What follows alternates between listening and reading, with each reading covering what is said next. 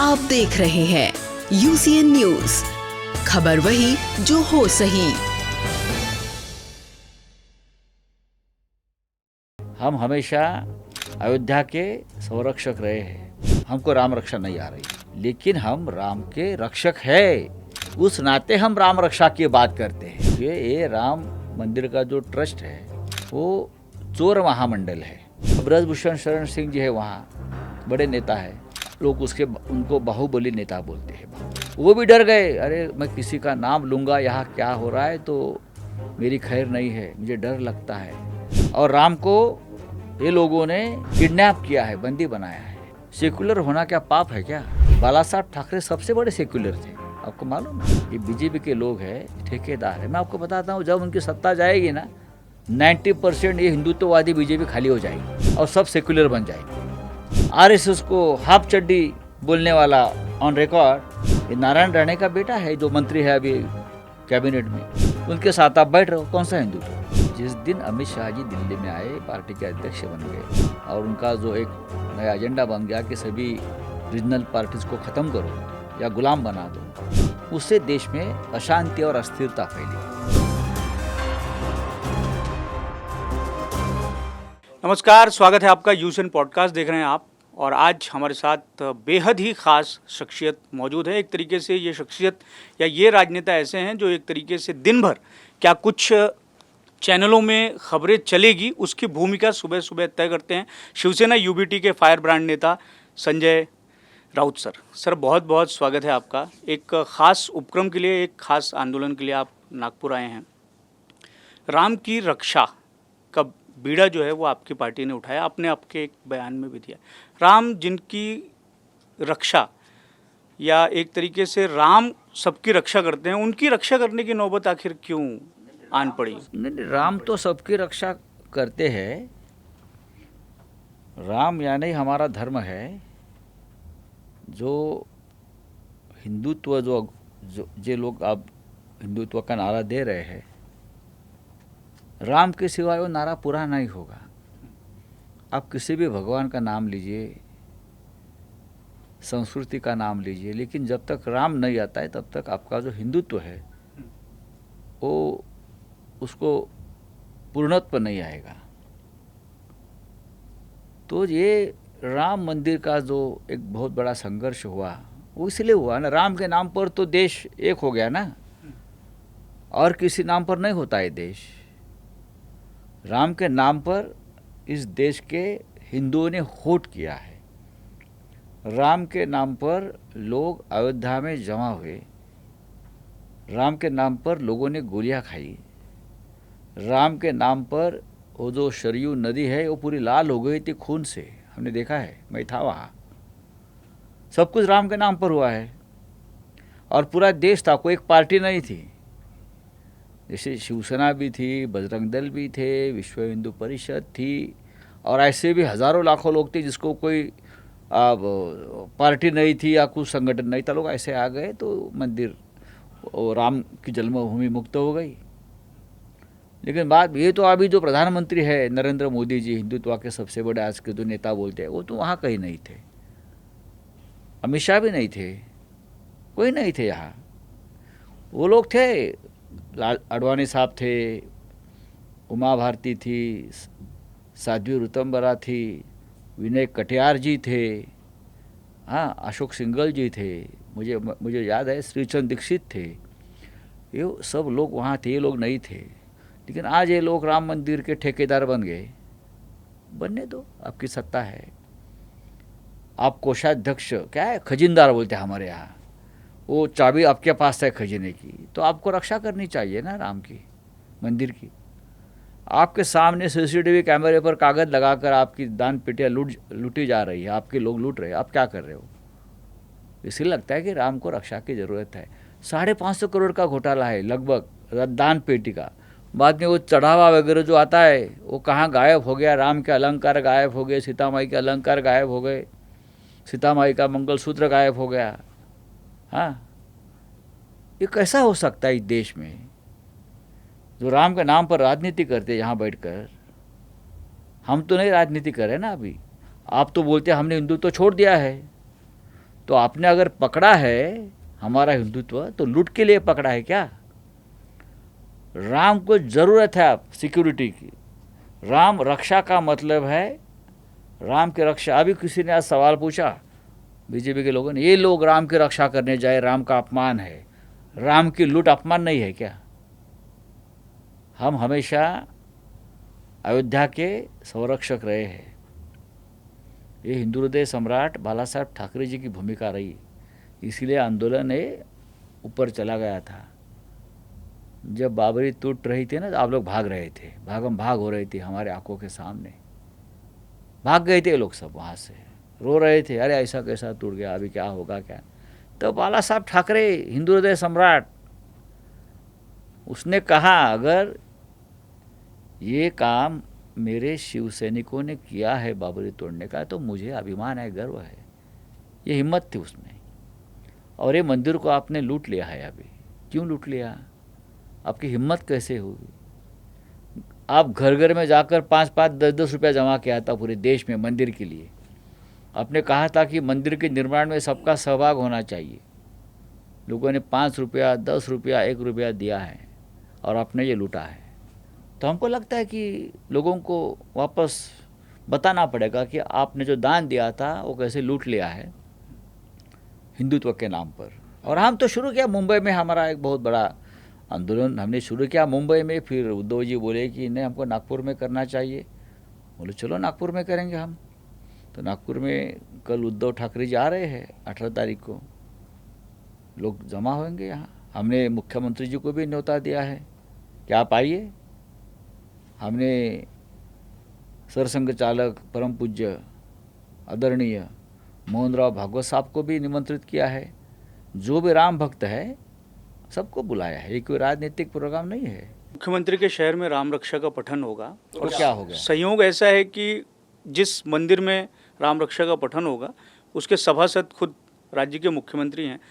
आपने जो चुनौती दी है, या चुनौती नहीं, एक तरीके से जो निमंत्रण दिया है उसको मुख्यमंत्री ने स्वीकार भी किया है, लेकिन एक शर्त रखी है कि अगर 4 लाइन उद्धव ठाकरे राम रक्षा स्तोत्र के पढ़ें तो वो ज़रूर और स्वखुशी से आएंगे। तो ठीक है, आइए। आप देखिए, बात ऐसी है, आप लोगों को पूरी राम रक्षा आप पढ़ सकते हो, तो सर्टिफिकेट आपके पास है। उसके बावजूद राम मंदिर लूट लिया है। राम रक्षा आती है ना आपको, तो राम की रक्षा क्यों नहीं किया आपने? राम रक्षा आना ये कोई सर्टिफाइड क्वालिफिकेशन नहीं है ना कि मुझे राम रक्षा आती है इसलिए मेरे पास अधिकार है राम मंदिर लूटने का। वहाँ जो सब ट्रस्ट में लोग बैठे हैं, महाराज संत, बड़े बड़े कोषाध्यक्ष, भव्य वस्त्र पहनकर, उनको राम रक्षा आती है। तो उसका मतलब उनके पास लाइसेंस है राम मंदिर लूटने का, चढ़ावा लूटने का, राम के अलंकार लूटने का, सीता माई का मंगलसूत्र लूटने का नहीं है ना।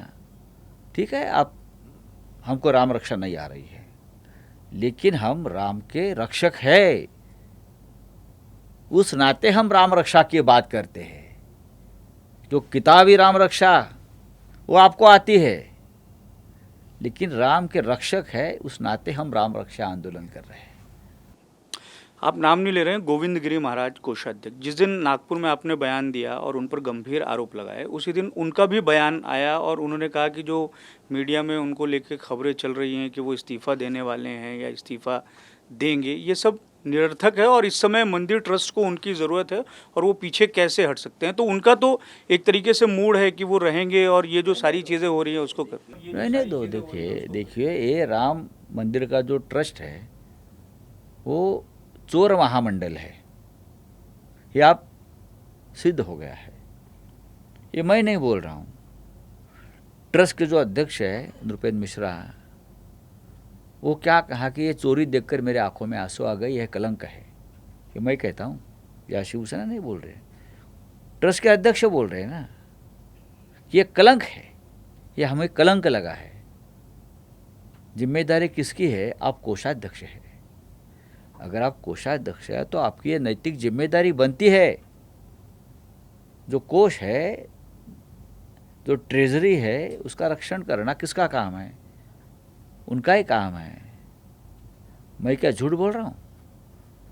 राष्ट्रीय स्वयंसेवक संघ की तरफ से जो बयान आया है वो भी यही बयान है। बेलगांव में उनकी जो बैठक हुई चिंतन, उसमें ये ठराव पारित हुआ है। उसमें कहा गया है कि हमारे लिए ये शोक की बात है। उनका शब्द है शोक।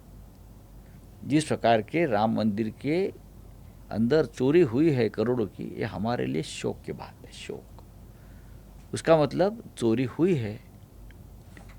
ये जो कोषाध्यक्ष है उनका भी बयान है, बड़े बड़े आंकड़े नहीं है, 3-5 करोड़ की चोरी हुई है। अरे 5 रुपए की चोरी हो राम के मंदिर में फिर भी बड़ी बात है। आपने कबूल लिया है ना 3-5 करोड़ की चोरी हो गई है, घपला हुआ है, या आप कबूल कर रहे हो कोषाध्यक्ष। तो अगर लोग आपसे इस्तीफा मांगे इस मुद्दे पर, तो आप एक राजनेता जैसे बात कर रहे हो कि मैं इस्तीफा नहीं दूंगा। आप साधु है ना, आप साधु है, तो साधु ने तो साधु जैसा ही वर्तन करना चाहिए। हाँ, त्यागना चाहिए, आगे जाना चाहिए। लेकिन आप जिसके हाथ में ये मंदिर है, ये साधु जैसी बात नहीं कर रहे। ये ब्रजभूषण शरण सिंह जी है, वहाँ बड़े नेता है, लोग उनको बाहुबली नेता बोलते हैं, बाहुबली। वो भी डर गए, अरे मैं किसी का नाम लूँगा, यहाँ क्या हो रहा है तो मेरी खैर नहीं है, मुझे डर लगता है। बाहुबली भी ये चोरों से डर रहा है। तो ये आप देख लीजिए क्या है। आप तो खुल के बात करते हो, तो ये किससे डर है जो इन सबको है? हम तो कभी डरे नहीं। नहीं, पर ये जो पार्टी के ही नेता अगर डर रहे हैं अपनी उसका बात में, मतलब तो है, कौन है उसका जो मतलब सबको डरा है, कर रख मैंने रहा है? कहा था कि अयोध्या में कोई एक अंडरवर्ल्ड चल रहा है राम के नाम पर, और राम को ये लोगों ने किडनैप किया है, बंदी बनाया है। प्रभु श्री राम को राम के नाम पर ये लोगों ने एटीएम मशीन खोली है वहाँ। बस ये तो आप सामने आया है, उसमें क्या छुपाने की बात नहीं, मेरे मन की बात नहीं है। मैं तो कहूँगा कि प्रधानमंत्री मोदी जी ने राम मंदिर के चोरी पर एक मन की बात लोगों से कहनी चाहिए। लेकिन अब तक ना मोदी जी की बात सामने आई है, ना गृह मंत्री अमित शाह जी उस बारे में बोल रहे, ना और कोई बोल रहे। हिंदू जनमानस को कितना आघात पहुंचा? ये तो जो प्रतिक्रियाएं आ रही हैं, वो भले ही उस देखिए, पार्टी से जुड़े भी हों, लेकिन पीड़ा तो सबको हुई है। हिंदू जनमानस को आघात का मतलब होता है ये लोगों ने हिंदुओं के एक बड़े सेक्शन को अंधभक्त बना दिया है। उनके लोग कहते हैं कि हाँ चोरी हुई है, राम हिंदुओं का देव है, भगवान है, तो हिंदुओं ने चोरी की, धन जो है लूट का हिंदू के घर में गया। इस प्रकार की अंधभक्ति ये लोगों ने अंधभक्त बनाए हैं। आज मैं किसी का स्टेटमेंट देख रहा था, जो उत्तर प्रदेश के विधानसभा के अध्यक्ष है, बहुत मूर्खतापूर्ण बयान है। वो बोल रहे थे कि जिन्होंने दान जिसका इच्छा से नहीं दिया है, उनका दान चोरी हुआ। दान चोरी हो गया है। इस प्रकार की मानसिकता हिंदुओं की मैंने पहले कभी देखी नहीं है। सबसे ज़्यादा हिंदुत्व की लड़ाई हमने लड़ी है, हमने झेली है, हमने त्याग किया है। हमारा हिंदुत्व, हमें मालूम है हम किस तरह से हिंदुत्व की लड़ाई की। हिंदुत्व की लड़ाई सिर्फ मंदिर की रक्षा करना नहीं है और राम लूटना नहीं है ना। जब अयोध्या के बाद दंगे फैले मुंबई महाराष्ट्र में, हिंदुओं की रक्षा हमने की। हमारे 400 लोग वहाँ मारे गए हैं मुंबई में, बाला साहब ठाकरे जी थे। हमने तब कहाँ थे हिंदू रक्षक? कहीं नहीं थे। जहाँ जहाँ जब संकट आया है हिंदुओं के ऊपर, तो हम लोग बाहर निकले हैं। ऐसे नहीं निकले बाहर, हाथ में हथियार लेकर निकले हैं, डरे नहीं हम लोग। हमारे लोग मारे गए हैं, 400 लोग। ये बम ब्लास्ट हो गया बाद में मुंबई में, 13 बॉम्ब एक सीरीज हो गई। कौन मर गए? शिवसेना भवन के नीचे बॉम्ब फूटा ना, हमको टारगेट किया है। बीजेपी को नहीं टारगेट किया, बीजेपी के किसी कार्यकर्ता को नहीं टारगेट किया।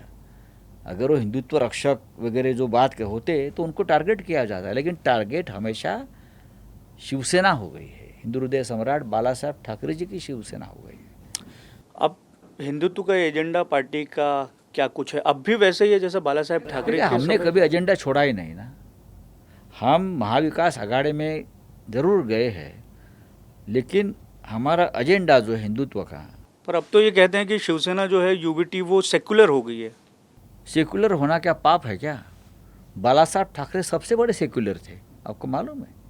हिंदू हृदय सम्राट ये सबसे बड़े सेक्युलर थे। वीर सावरकर सबसे बड़े सेक्युलर थे। जो आज जो चल रहा है हिंदुत्व, हर मुद्दे पर हिंदू मुसलमान, हर मुद्दे पर भारत पाकिस्तान, कुछ भी हो भारत पाकिस्तान, कभी भारत और चीन भी करो ना, कभी भारत इजराइल भी करो, पूरा देश लूट लिया प्रेसिडेंट ट्रंप ने, कभी भारत अमेरिका भी करो, लेकिन आप धर्म के राजनीति करेंगे वोट के लिए। हमने हिंदुत्व का मुद्दा न कभी छोड़ा है न कभी छेड़ा है। जो हमसे छेड़ेंगे उसको हम नहीं छोड़ेंगे। क्यों सवाल उठाए जा रहे हैं? वो राजनीति है। ये लोगों को लगता है कि हिंदुत्व के सबसे बड़े ठेकेदार हैं। ये ठेकेदार है हिंदुत्व के, ये बीजेपी के लोग हैं, ठेकेदार है। मैं आपको बताता हूँ, जब उनकी सत्ता जाएगी ना, 90% ये हिंदुत्ववादी बीजेपी खाली हो जाएगी और सब सेक्युलर बन जाएंगे। अभी उनके पार्टी में जो हिंदुत्व की बात करते हैं वो ओरिजिनल बीजेपी वाले नहीं है ना। आप मुझे 10 नाम बताओ, मैं बोलूँगा उनका मूल कहाँ से आता है। अब महाराष्ट्र में कैबिनेट में लोग हैं कुछ हिंदुत्व की बात करते हैं। ये लोगों का पुराना इतिहास देखिए। हाँ, बीजेपी में हिंदुत्ववादी कौन है? नितिन जी गडकरी हो सकते हैं, देवेंद्र जी है, सुधीर मुंगीटवार जी है, मुझे मालूम है ओरिजिनल लोग कौन है। और हाँ, देवेंद्र जी है, मूल पुरुष है पार्टी के, उनके पिताजी से हिंदुत्व आया है। देखो, जो बात हमको माननी है या बोलनी हम बोलेंगे। नितिन गडकरी जी ओरिजिनल बीजेपी के हैं। अब और कोई नाम, यहाँ बहुत से लोग कांग्रेस से इससे वहाँ भाग गए उधर, और अब हिंदुत्व की बात करते हैं। हम उनकी बात नहीं मानेंगे। हाँ, अगर देवेंद्र जी कुछ बोलेंगे, सुधीर भाऊ कुछ बोलेंगे, नितिन जी कुछ बोलेंगे हिंदुत्व के बारे में हमें कुछ, तो हम उनसे ज़रूर डिबेट करेंगे। देवेंद्र जी तो कह रहे हैं कि आप लोगों का जो हिंदुत्व का एजेंडा है उससे कई बार ही बोला है, उन्होंने खुले मंच पर बोला है। तो उस पर क्या जवाब रहेगा कि मतलब आप कह रहे हैं कि वो असली बीजेपी वाले हैं या असली आप हिंदुत्व के पूरा मुद्दे पर चलते 90% हैं? बीजेपी जिनका नेतृत्व ये कर रहे हैं वो कांग्रेस है या राष्ट्रवादी कांग्रेस है या हमारी शिवसेना है। ओरिजिनल क्या है उनके पास, आप मुझे बताइए। देवेंद्र जी को मालूम है। एकनाथ शिंदे उनके साथ काम कर रहे हैं, अजित पवार का गुड काम कर रहे हैं। ये क्या हिंदुत्ववादी है? ये कांग्रेस वाले सब मंत्री, राधाकृष्ण विखे पाटिल से लेकर वो नारायण राणे का बेटा मंत्री है उधर, हाँ है, सब है लोग। ये क्या हिंदुत्ववादी है? वीर सावरकर को माफी वीर बोलने वाला पहला आदमी नारायण राणे का बेटा है। आरएसएस को हाफ चड्डी बोलने वाला ऑन रिकॉर्ड ये नारायण राणे का बेटा है, जो मंत्री है अभी कैबिनेट में। उनके साथ आप बैठ रहे हो, कौन सा हिंदुत्व है? राधाकृष्ण विखे पाटिल, जब ये सत्ता जाएगी देवेंद्र जी की तो सब लोग ये पार्टी छोड़ेंगे। कौन सा हिंदुत्व है उनका? सत्ता के साथ उस प्रवाह में जा रहे हैं। आपके लोग भी तो जा रहे हैं, जाने दो, संख्या में जा रहे हैं। आप क्या कर सकते हैं? हमारे किधर पूरे देश में जा रहे हैं। सत्ता की ताकत है, डर है, ईडी सीबीआई पुलिस, लोग डरते हैं ना। जिस दिन लोग डरना छोड़ेंगे बीजेपी कहीं की नहीं रहेगी। ये डरपोक लोगों की पार्टी है, सब डरपोक लोग उनके पार्टी में चले गए। देखो ना, सब जो डर डर के जो जीते हैं, ईडी आएगी, सीबीआई आएगी, पुलिस आएंगे, ये सब लोग बीजेपी में है। आप कल देखो, वो टीएमसी के एक नेता मदन मित्रा वह शाम तक थे, ममता जी के साथ मीटिंग कर रहे थे, घर में गए तो एक ईडी की नोटिस आ गई, उनको देखा, 10 मिनट में बीजेपी में चले गए, पार्टी छोड़ दी। ऐसे लोगों के साथ ये लोग हिंदुत्व की बात करते हैं। आपको डर नहीं लगता? आपके जो बयान आते हैं, एक तो सवाल मेरा ऐसा भी है कि आपके पास में आप जो आरोप लगाते हैं और जो बयान आते हैं, इनपुट्स आप कहाँ से लेते हैं? और हर दिन आप आते हैं और कोई एक आध नया बम फोड़ देते हैं और नई जानकारी जो है वो राज्य की जनता के सामने, देश के सामने दे देते हैं और नए नए इनपुट्स के साथ में देते हैं। तो ये इनपुट्स कहाँ से आते हैं आपके पास? देखिए, मैं लोगों से जुड़ा हुआ आदमी हूँ। पूरे देश भर में सभी राजनीतिक दलों से मेरा डेली संवाद रहता है, संपर्क रहता है सभी से, बड़ा हो या छोटा हो। आसपास क्या चल रहा है उसका ध्यान रखता हूँ, लोगों से बात करता हूँ, पढ़ता हूँ, लिखता हूँ, इनपुट्स ऑटोमेटिक आ जाता है और मैं डरता नहीं। हमको भी जेल में डाल दिया था, बहुत कुछ किया हमारे साथ छल कपट, लेकिन मैं जहाँ हूँ वहाँ ही खड़ा हूँ। आप डरो मत, कुछ नहीं करेगा आपका, कोई हिम्मत नहीं है उसमें। आपने बताया कि लोगों से बातचीत करते हैं, लोगों से इनपुट लेते हैं, तो देवेंद्र जी से भी कभी बातचीत होती होगी, उनसे भी कुछ इनपुट्स लेते हैं? हमारी राजनीतिक करियर का सबसे ज़्यादा समय बीजेपी के साथ हमने निकाला है। 25 साल हम उनके साथ रहे, रिश्ते तो रहेंगे ना। अब उनकी भी मजबूरी है, हमारी भी मजबूरी है। किस तरीके की मजबूरी है ये? अब साथ में भी तो आ सकते हैं ना, मजबूरियां खत्म हो सकती है। 25 साल हमने एक साथ काम किया है, 25 साल, तो एक रिश्ता तो बन जाता है। ऐसा नहीं कि और दोनों का डीएनए वैसा एक ही है। आपकी इस बात से एक शेर याद आ गया कि कुछ तो मजबूरियां रही होगी, यूं ही कोई हाँ, बेवफा नहीं होता। नहीं होता। तो इस मोहब्बत में बेवफा या बेवफाई किसने निभाई? देखिए, ये अमित शाह जी की वजह से हो गया है। जब तक अमित शाह दिल्ली में नहीं थे तब तक सब कुछ ठीक चल रहा था।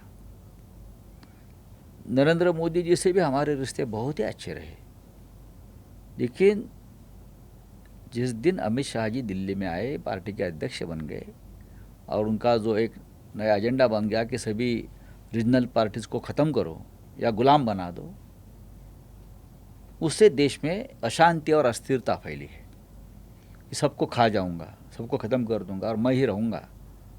ये बीजेपी का कभी ओरिजिनल एजेंडा नहीं रहा। जब अटल जी थे, अडवाणी जी थे, मुरली मनोहर जोशी थे पार्टी के अध्यक्ष, ये एजेंडा कभी नहीं रहा।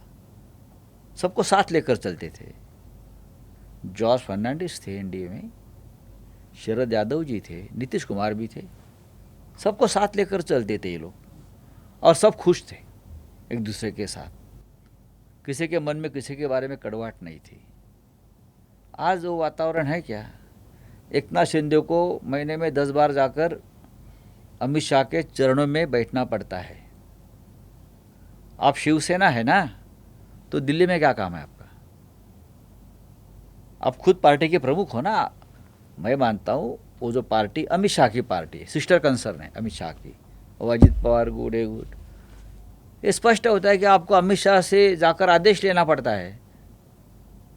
अमित शाह जी को लगता है कि सब पूरे देश के जो पॉलिटिकल पार्टीज़ है वो मेरे उंगली पर काम करना चाहिए, नचाना चाहिए, मेरे से आदेश लेना चाहिए। ये देश के गृह मंत्री की एक भूमिका है। उनका ये काम नहीं है। उनका काम है देश में लॉ ऑर्डर, देश की सुरक्षा, चुनाव निष्पक्ष होने की जिम्मेदारी।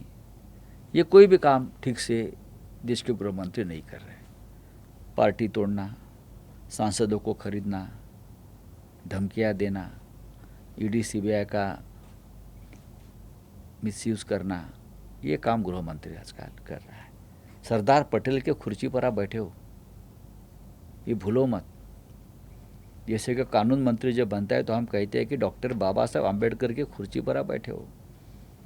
जैसे कोई शिक्षा मंत्री आज जो है, उनको भी हम कहते हैं कि कभी कभी आप उस चेयर जो है वो मौलाना अब्दुल कलाम आज़ाद की चेयर है। वो देश के पहले एजुकेशन मिनिस्टर है। पंडित नरसिंह राव जो प्रधानमंत्री बने, वो भी शिक्षा मंत्री रहे, देश के एजुकेशन मिनिस्टर रहे, बहुत बड़ा काम किया। अर्जुन सिंह रहे, मैं आपको बताना चाहता हूँ। और अगर आप चेयर पर बैठे हो धर्मेंद्र प्रधान जी, तो आपकी जिम्मेदारी बनती है। कांग्रेस जनता पार्टी को समर्थन है शिवसेना का? देखिए ये कोई हमारा एजेंडा नहीं है। ये उनका जो है, उनका है, लेकिन एजेंडा तो उनका ठीक ठाक है।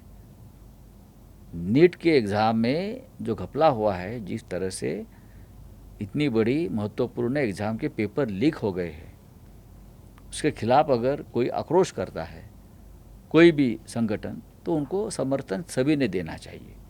सोनम वांगचुक तो आज 20 दिन हो गए हैं, सरकार अब तक उनकी दखल नहीं ले रही है। इनकी इतनी अमानुषता कभी राजनीति में हमने नहीं देखी।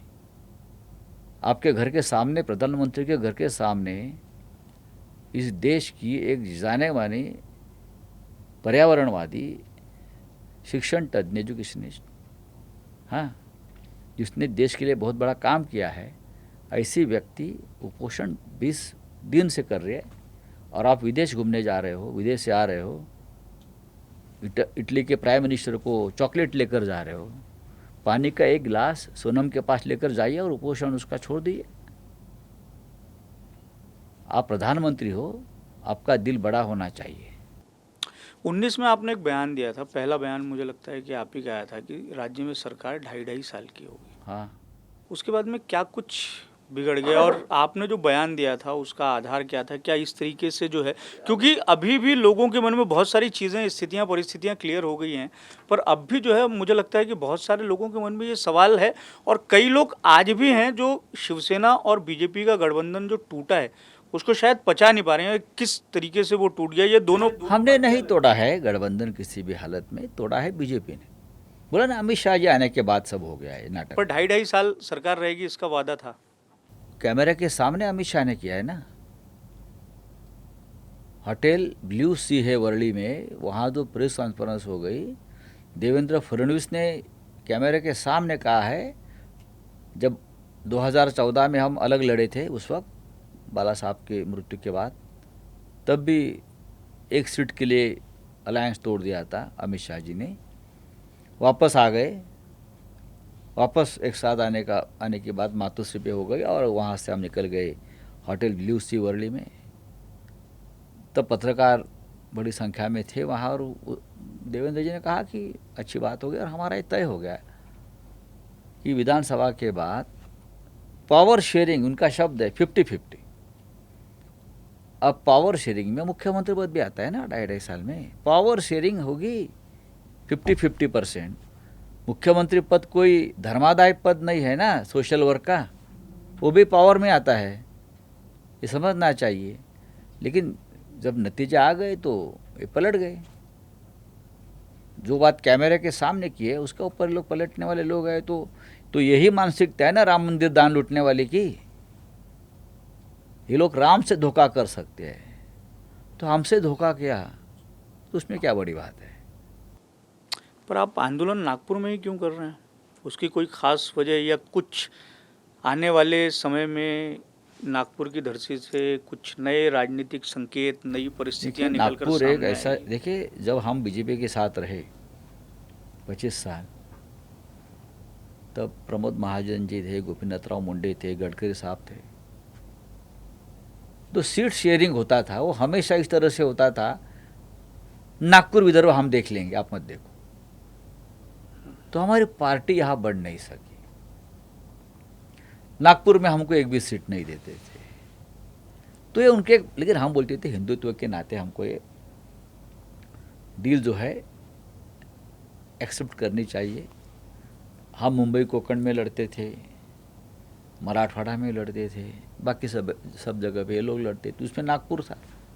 हमें नागपुर में पांव रखने के लिए जगह नहीं थी, हमने बहुत कोशिश की, लेकिन अभी हम स्वतंत्र हैं। अब हमको भी लगता है कि ये हमारी भूमि है, ये किसी की जागीरदारी नहीं है। तो हमने इतना बड़ा प्रोग्राम लिया है मुंबई के बाद नागपुर में, उसका ये मतलब राजनीतिक भी है, आध्यात्मिक भी है और धार्मिक भी है। हम यहाँ से संदेश देंगे कि हिंदुत्व की ठेकेदारी नहीं चलेगी।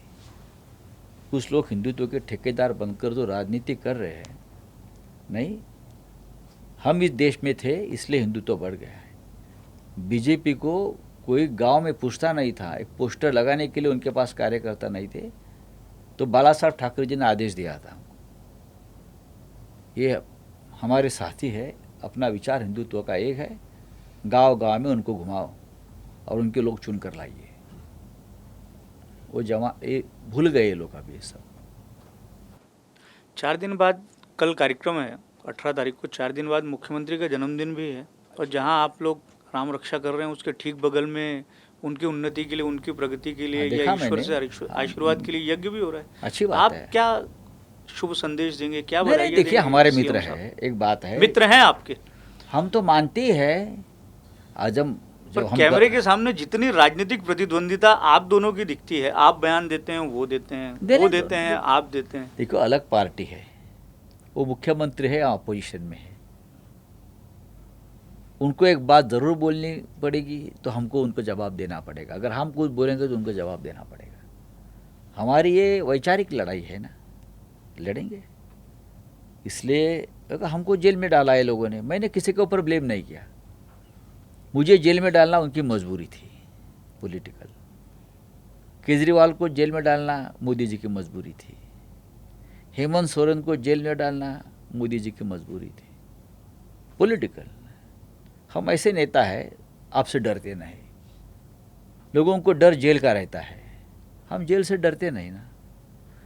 लोगों का डर है कोई गोली चलाएगा और मार देंगे, हम डरते नहीं। क्यों डरे?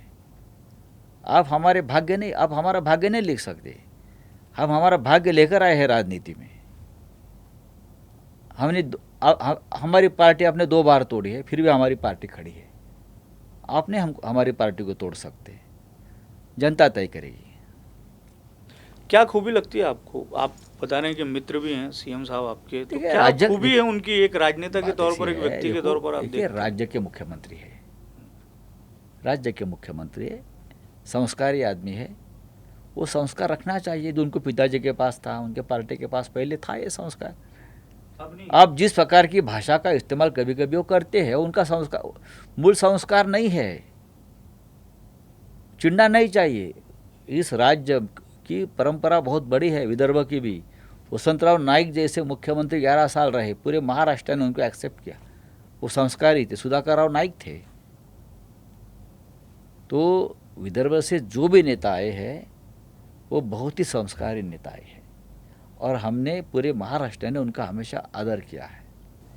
तो संस्कार अब धीरे धीरे खत्म हो रहा है, ऐसा खत्म हो रहा है, कम हो रहा है, कम हो रहा है। हाँ। पैसे की राजनीति, दबाव की राजनीति बढ़ रही है। लेख तो हम भी आपके पढ़ते हैं, क्या भाषा है उसमें, क्या स्पष्टता रहती है, लेकिन कैमरे के सामने आपके भी जो बयान आते हैं और जो जिस तरीके की भाषा का इस्तेमाल हो जाता है, तो बहुत आपके जो समर्थक है वो भी आहत होते हैं कि क्यों आप इस कोई नहीं तरीके से। आहत होता, कोई नहीं आहत होता है, मुझे लोगों को मालूम है। पसंद आता है आपको ऐसा? हाँ, मैं जिसको जो भाषा समझ में आती है वो भाषा का इस्तेमाल होना चाहिए। और ज़रूरी नहीं है कि वो सार्वजनिक तौर पर तो एक्सेप्ट क्या हो गया, सार्वजनिक क्या, हमारे लोग हैं सब देश में। और क्या होता है सार्वजनिक और प्राइवेट, कोई नहीं होता है।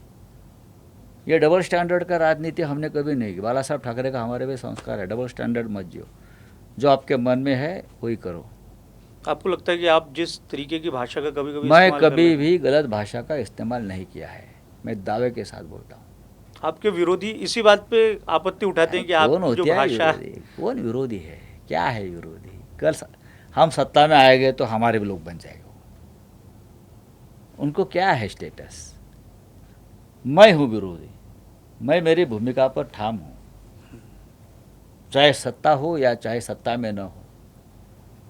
हम रहे, हमारा आदर्श है चंद्रशेखर जी, हमेशा विरोध में रहे लेकिन अपनी भूमिका पर अड़े रहे। बाला साहब ठाकरे जी, जॉर्ज फर्नांडिस साहब भी रहे, हम उनके साथ काम किया है। हमको जॉर्ज फर्नांडिस तो विरोध में थे लेकिन कितना सपोर्ट किया बाला साहब ठाकरे ने? हमने किया ना, बोला ना, ये उस वक्त क्यों एक संस्कार थे, चाहे विरोध में हो लेकिन एक व्यक्तिगत जो रिलेशन होता है वो हमेशा रखा है। और कभी कभी ये बात भी होती है, बहुत सारे लोग मुंबई के बताते भी हैं कि बाला साहब ठाकरे अगर सपोर्ट नहीं करते तो जॉर्ज फर्नांडिस अपने समाजवाद का झंडा लेके शायद पॉलिटिक्स भी नहीं कर पाते थे मुंबई। एक दूसरे को हमेशा राजनीति में ये लोगों ने मदद, चाहे मधु दंडवते जी, मधु लिमये जी, मुनाल गोरे जी, अहिल्या रागणेकर, सभी ने जरूर विरोध किया एक दूसरे को, लेकिन ऐसी राजनीति जो आज चल रही है ना, पूरी तरह से ख़त्म करने की, जेल भेजने की, फैमिली तक पहुंचने की, ये राजनीति अभी शुरू हो गई 10 साल से, जब से मोदी और अमित शाह सत्ता में आ गए, खास करके अमित शाह। कैसे होगा इस राजनीति का अंत, अगर आपको लगता है कि ये गलत? सबका अंत होता है ना। रामकृष्ण भी आए और चले गए, ये कौन है? अंत किसका नहीं होता? भगवान को भी जाना पड़ा ना, उनका भी मृत्यु हो गया। ये क्या अमर पट्टा बांध कर आया क्या कोई? 2029 में नहीं रह गए लोग। अब देखो, मुझे बुलाए फिर यहाँ 2029 के बाद। मैंने ये कहा था कोई नहीं रहेगा, ये हवा की बातें चल रही है, इसलिए तो डर रहे हैं ना हमको। मैंने मेरे जिंदगी में इतने डरपोक सत्ताधारी नहीं देखे हैं, कभी नहीं देखे। ये कोई समस्या को फेस नहीं कर सकते देश की। ये ट्रम्प को डरते हैं, ये नेतन्याहू को डरते हैं, ये ममता को भी डरते हैं, ये उद्धव ठाकरे जी को डरते हैं, ये संजय राउत को भी डरते हैं, ये हेमंत सोरेन को भी डरते हैं, और ये सोनम वांगचुक को भी डरते हैं। ये सबको डरते हैं। पर इतने डर के बाद में भी हर जगह वो जीत भी रहे हैं। नहीं जीत रहे। ऐसे कोई जीतेगा क्या? क्या उनके पास जीतने के लिए क्या बड़ा काम किया है? संख्या बल तो उनके साथ में। संख्या अब तो बल ये है। कह रहे हैं कि आप जिस सदन के मेंबर हैं राज्यसभा, वहाँ पे भी बहुमत तक पहुँचने की बहुत करीब हो देखिए, गए। बात ऐसी है, ये लोग चुनाव कैसे जीत रहे आपको मालूम है? नया नया फंडा, कभी ईवीएम का फंडा आता है, कभी वोटर्स डिलीट होते हैं, कभी एसआईआर लाते हैं। वो नए चुनाव आयोग उनके हाथ में है, उनका गुलाम बन गया चुनाव। सुप्रीम कोर्ट हमारी बात नहीं सुनने को तैयार। हिटलर के ज़माने में भी इतना तानाशाही नहीं चलती थी, तो उसका अंत होता है ना। इस देश की भी एक कुंडली है, और कुंडली के हिसाब से मोदी जी का राजयोग खत्म हो गया है। लिख के रखो। अब ये भी मैं आपको कह सकता हूँ कि ये इनपुट आपके पास में कहाँ से आया, इसके बारे में बता दीजिए कि राजयोग खत्म होने वाला है। उनका राजयोग खत्म हो गया। हो गया? हाँ, हो गया। 29 में खत्म हो जाएगा। आप देखो 29 ऐसा तक क्या होता है। कुछ ज्योतिषाचार्य ये भी बताते हैं कि उनके इसमें विपरीत राजयोग है, कि मतलब आप उनको जितनी गाली देंगे, मतलब ऐसे सोशल मीडिया में खूब रील चलती है कि वो उतने तरक्की करेंगे, उतना बढ़ेंगे। हाँ, देखिए क्या तरक्की की मुझे मालूम नहीं है, क्या तरक्की की है। अब तो नेहरू जी का रिकॉर्ड बचा हुआ है उनके अरे सामने। पंडित नेहरू का रिकॉर्ड तोड़ना आसान नहीं है ना। हम नेहरू जी के बहुत बड़े आलोचक रहे हमेशा, ऐसा नहीं, लेकिन पंडित नेहरू एक ही पैदा होगी, इंदिरा गांधी एक ही होगी, और राजीव गांधी भी एक होगा, नरसिंह राव, मनमोहन सिंह कभी पैदा नहीं होंगे। मोदी तो वारंवार पैदा हो जाएंगे देश के राजनीति में। जिसके पास पैसा है, जिसके पास कपट की राजनीति है, वो मोदी बन जाएगा। लेकिन जिसके पास विजन है देश बनाने का, वो नेहरू बन जाएगा। तो बीजेपी कपट की राजनीति कर रही है। डेफिनेटली 10 साल की बात कर रहा हूँ मैं जो पहली वाली बीजेपी की बात करता हूँ, वो बीजेपी अलग थी, जिनके साथ हमने काम किया है 25 साल। 10 साल में बीजेपी का पूरा चेहरा मोहरा इतना विकृत हो गया है कि अब उनके चेहरे को देखकर डर लगता है हम राक्षस के सामने खड़े हैं।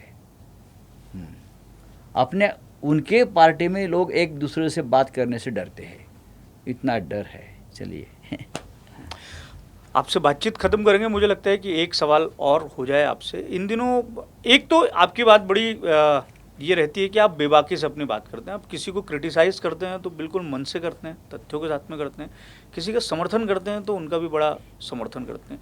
इन दिनों चंद्रशेखर बावनकुले जो हमारे राजस्व मंत्री हैं, उन पर बड़ा आपका स्नेह है, आ रहा है। क्यों ऐसा? नहीं, अच्छे आदमी है। पर कुछ समय पहले आपने उनको क्रिटिसाइज किया था, तो क्यों नहीं सबूत करना पेश है? किया था। देखिए, वो मंत्री है।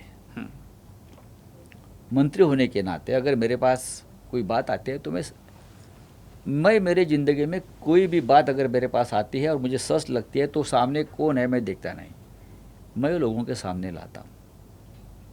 उसके बाद सामने वाले की जिम्मेदारी, आप ये झूठ है अप्रूव करो, वो भी मैं बताऊंगा, मैं भी वो लिखूंगा मेरे अखबार में।